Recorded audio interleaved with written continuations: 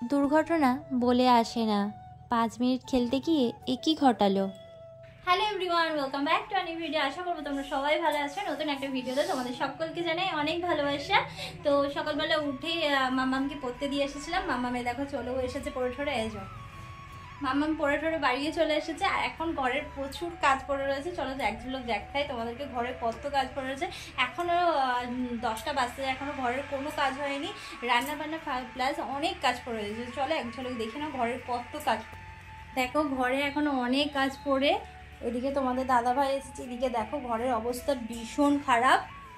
তো এদিকে রান্নাঘরটাও পরিষ্কার করা হয়নি, আমার রান্নাঘরটাও পরিষ্কার করতে হবে, অনেক কাজ পড়ে রয়েছে। তো চলো বেশি কথা না বলে ঘরের কাজবাজ চালু করি, কারণ কাজবাজ করতে আজকে অনেকটাই দেরি হয়ে যাবে। কারণ অলরেডি এখন 10টা বেজে গেছে। আজকে সকালবেলা ল্যাপ খেয়ে সময় কাটিয়ে দিয়েছি, তাই এখন থেকেই কাজটা চালু করছি। তো চলো ভিডিওটার সাথে থাকো, তোমরা এন্ড অবধি দেখতে থাকো। আর যারা নতুন ভিউয়ার্স রয়েছে অবশ্যই চ্যানেলটিকে সাবস্ক্রাইব করে নিও আর নোটিফিকেশনটা অন করে নিও, যাতে ভিডিও ছাড়লে তোমরা সবার প্রথমে দেখতে পাও। তো চলো বেশি না কথা বলে তো বেশি কথা না বলে এদিকে চলে আসলাম রান্নাঘরে। সমস্ত কাজবাজ যেগুলো রয়েছে সেগুলো তাড়াতাড়ি করে সারতে হবে, কারণ এদিকে কাজবাজ সারার পর তারপর থাকবে রান্না করার পালা। রান্না করে উঠে পরে আবার সেই বাসন মাজা, আবার সেই সমস্ত কাজবাজ। অনেক কাজবাজ থাকে সংসারে, সেটা তো আর বলে বোঝানো যায় না। যতটা পারি তোমাদের সাথে শেয়ার করি, এবং বাকি জিনিসগুলো শেয়ার করা হয় না। আর কিছু কিছু কাজ শেয়ার করি তোমাদের সাথে। তো এদিকে দেখো যে গতকাল রাত্রে বাসনগুলো মেজে রেখেছিলাম, সেই বাসনগুলো কি ভালো করে গুছিয়ে রাখছি। রান্নাঘরটা আমার একদমই ছোট, মোটা মানুষ হলে তো রান্নাঘরে বসতেই পারবে না। আমি যোগা বলে তাই কোনো রকমে বসা যায়। আর এদিকে গ্যাস রেখে, এদিকে ডামফাম রেখে, বাসনপত্র রেখে জায়গা প্রায় নেই বললেই চলে। তার জন্য এখানে যতটুকু মানে আমার মতন শরীরে যারা রয়েছে তারাই বসতে পারবে। একটু হেলদি হলে তারা আর বসতে পারবে না বা কাজবাজ করতে পারবে না। একদম সরু প্যাসেজ, তোমরা তো দেখেইছো আমার রান্নাঘরটা কতটা ছোট, ঘরটাও ছোট। তো কিছু করার নেই, যেরকম গুড় দেবো সেরকমই তো গুড়ে মিষ্টি হবে, সেরকমই একটা ব্যাপার।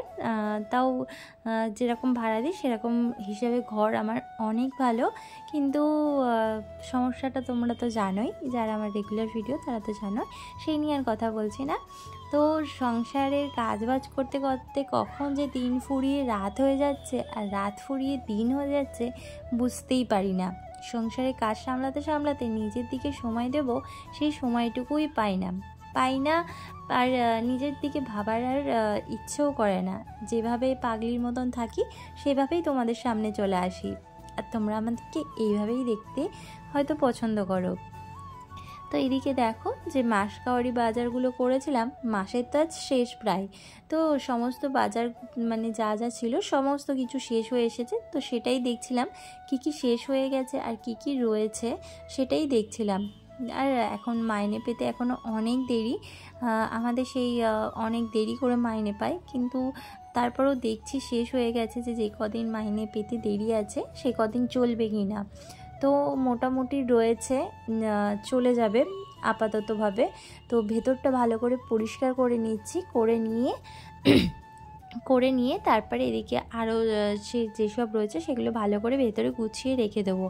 তো গুছিয়ে রেখে দিলে জিনিসগুলো নিতেও সুবিধা হয়। আর মশলাপাতি সমস্ত কিছু আচ্ছা করে ভালো করে গুছিয়ে রেখে দেব। আর যেটা বলছিলাম, আর স্কিন কেয়ার তো একদমই করা হয় না আমার। তো তোমাদের সাথে একটা স্কিন কেয়ার ভিডিও আমি মানে আপলোড করেছিলাম, সেটাতে ভালো ভিউজ এসেছে। আবার একটা স্কিনের একটা রেমেডি শেয়ার করব তোমাদের কোনো একদিন। তো আমার যেগুলো লাগিয়ে কাজ হয় সেগুলোই তোমাদের সাথে শেয়ার করব, নয়তো শেয়ার করব না।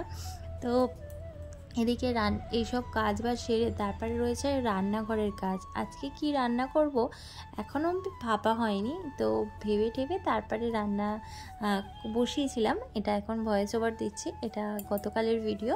তো কি রান্না করব ভাবছিলাম, ভাবতে তো টুকটাক রান্না বান্না হয়েছিল, সেরকম একটা রান্না হয়নি। আর আজকের আমার ক্যামেরাম্যান হলো আমার ছোট্ট লিটিল ওয়ান। তো ওই আজকে আমাকে ক্যামেরা ধরে দিচ্ছিল আর বলছিল, মা আমি তোমাকে আজকে ক্যামেরা করে দিচ্ছি চলো।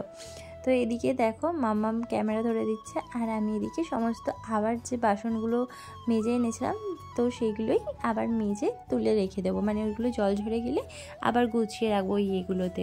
তারপর এদিকে দেখো ভাতও বসিয়ে দিয়েছিলাম, আর ভাত বসিয়ে এদিকে মাম্মাম আমার সামনে নিয়ে যাচ্ছে একবার ক্যামেরা, পেছনে নিয়ে যাচ্ছে, ও কী করবে ও নিজেই ভেবে পাচ্ছে না। আর এর মধ্যেখানেই গেছিলো 5 মিনিটের জন্য বাইরে, তার মধ্যেই ঘটিয়ে আসলো একটা দুর্ঘটনা।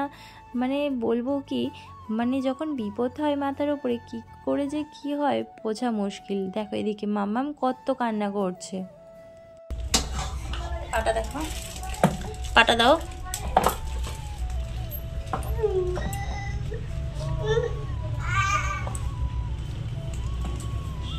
ব্যথা করছে, খুব ব্যথা করছে। 5 মিনিটের জন্য খেলতে গেছিলো, তার মধ্যেই ঘটিয়ে আসলো এত বড় দুর্ঘটনা। পাটা অনেকটা ডিপ করে কেটে গেছে, আর মনটা তার জন্য খারাপ হয়ে গেছে। আর রান্নাবান্না সেরকম করলাম না, টুকটাক করেই ছেড়ে দিয়েছি। আর এদিকে দুপুরে মাম্মামকে নিয়ে ঘুমালাম, ঘুম থেকে উঠে ওকে খাওয়াচ্ছি। এখনও পর্যন্ত ওর পাটা ব্যথা করছে, কারণ অনেকটা ডিপ হয়ে কেটে গেছিলো। আর মেয়ে আমার প্রচণ্ড আতুষে, সেই জন্য মানে ও মানে কেটে গেছে বলে আর আমাকে একদমই কোল ছাড়া করছিল না, তাই আর সেরকম আর ভিডিও আজকে করিনি। মন মেজাজ ভীষণই খারাপ, কারণ সন্তানের কিছু হলে না ভালো লাগে না, কোনো কিছু না কাজবাজ করতে ভাল লাগে না, খেতে ভাল লাগে না কোনো কিছু। আর আমার মেয়ে অনেক চঞ্চল, সেই জন্য ও যখন চুপচাপ হয়ে গেছে, এরকম ব্যথাতে কাতরাচ্ছে, ভালো লাগছিল না, তার জন্য ভিডিওটা এই অবধিই করেছি।